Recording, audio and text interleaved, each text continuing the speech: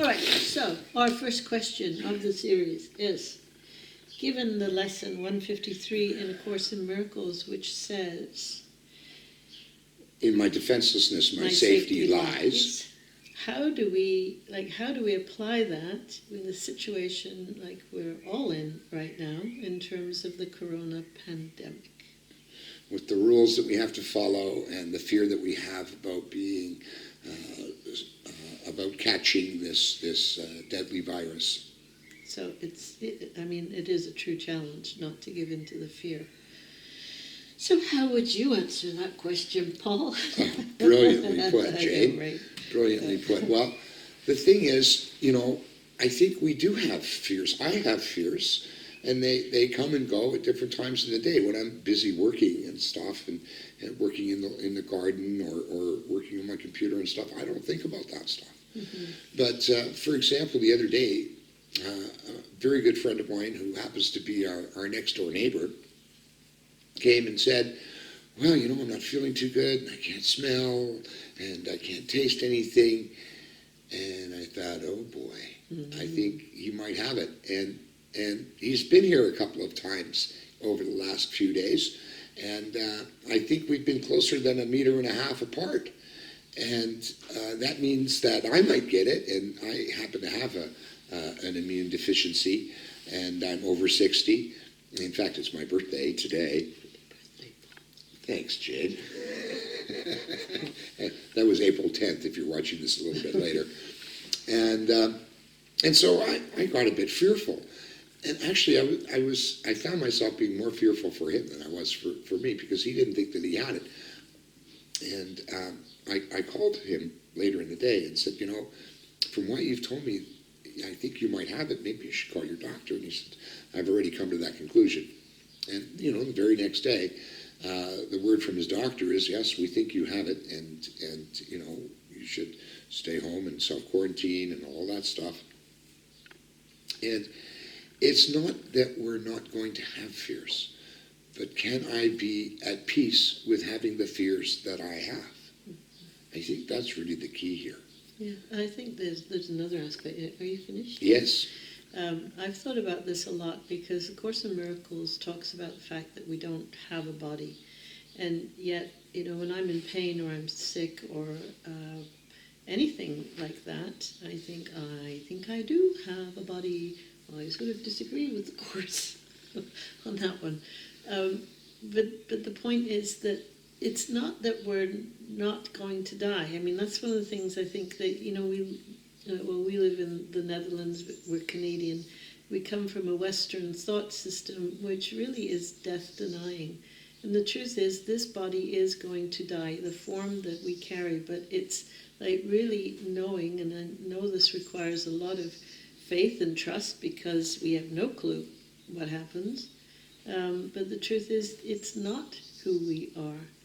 And so to keep, obviously, the Course also, there's a line that I really like in the Course, many lines I really like in the Course, but one of them is that we're asked to be neither careful nor careless, but we are asked to be carefree. So that means in a situation like this, do we follow the rules? Do we take care of ourselves and our bodies? Of course we do. Absolutely we do. Do we give in to the fear? That's where we have the choice. And of course fear is going to come up. Absolutely.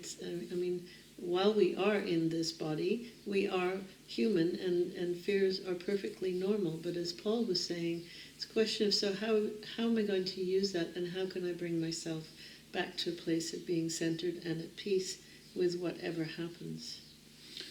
So the Course in Miracles doesn't actually say we don't have a body. It says we are not the body. That's true. Which is a small but I think very important distinction. Mm-hmm. It makes a distinction between who we are and who we think we are, and what we actually are in truth and in reality. And the who we think we are is, we think we are this body, and we think we are a nice guy, and we think we are an accountant or a rock star, or just all the different who's that we play. We're a husband, we're a father, we're all of those things are parts that we play, but it's not what we are. What we are is a connected, innocent, powerful child of the universe, having the experience in a body on this planet at this time. And I have to say, I'm going to acknowledge that I haven't been sick. This neighbor is the closest that we've come to feeling that kind of fear. I don't know anybody that has the disease. Obviously, I watch the news, I listen to all of this, I have a deep appreciation for what's happening, and at the same time, the invitation to go deeply inside, to stop all the busyness and the way that we live, assuming it's the only way to go, that we have to be so busy, we have to accomplish, we have to earn money. I mean, a lot of that is being, we have no choice. We have to let go of it. Yes, all kinds of crazy things are happening around us. If we're not afraid of the disease itself, then we're afraid of what's going to happen to the economic structure. But all of this is needed to change for a very long time. And here the universe has conspired to make us change. Because, the virus itself has no respect for political ideas, No. for sex, for money, for whatever. This is something that affects all of us directly right now. And if it's bringing up a fear of death, then maybe that's what it is that we're supposed to be looking at right now in our own experience. And how do we interpret that, and what is it that we're so afraid of? Because the bottom line in coming to this planet and having a body is it's going, at some point, it's going to go. One of my favorite lines that I ever saw on Facebook was, if you live your life as if this is your last day on earth, one day you'll be right. Okay. If any of you have more questions of this, or you want to challenge what we have to say, anything like that, please just communicate with us, and we will continue answering questions. And just leave a comment in the comment field there, and we'll look at the comments, and if there's some questions there, we'll do our best to answer them as best as we can. Absolutely. Thank you. Have a great day.